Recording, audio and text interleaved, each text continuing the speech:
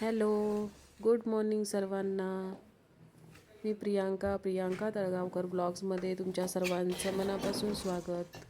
आज आहे संडे आणि आजची सुरुवात ही अशी झालेली आहे आरामात.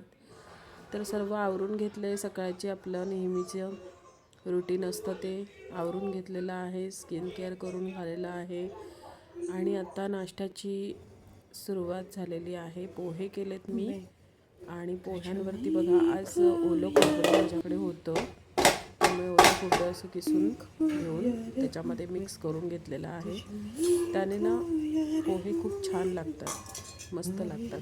कांदा पोहे तर अशा प्रकारे आणि आमचा ओलं नाश्ता खोबरं करून झालेला आहे. जबरदस्त. पोहे आणि चहा, मस्त चहा झाली होती. चहा पण पिऊन घेतल्या आणि मग आम्ही चाललो संडे स्पेशल फिश आणायला फिश मार्केटमध्ये.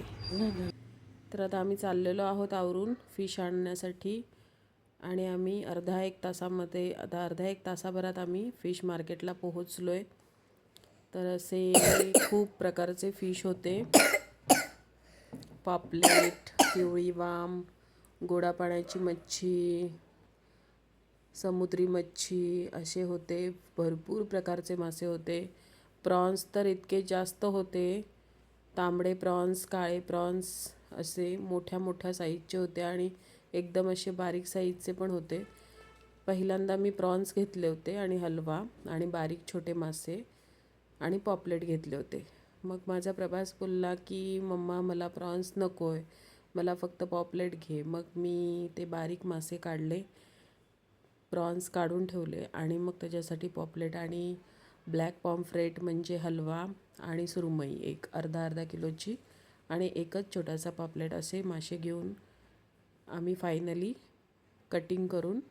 माशांचं कटिंग करून आलेलो आहोत. आणि ह्या सगळ्या गोष्टीला आम्हाला 2 तास लागले. इतकी गर्दी होती तिथे. मासे पण खूप प्रकारचे आले होते, त्यामुळे गर्दी असणारच आहे.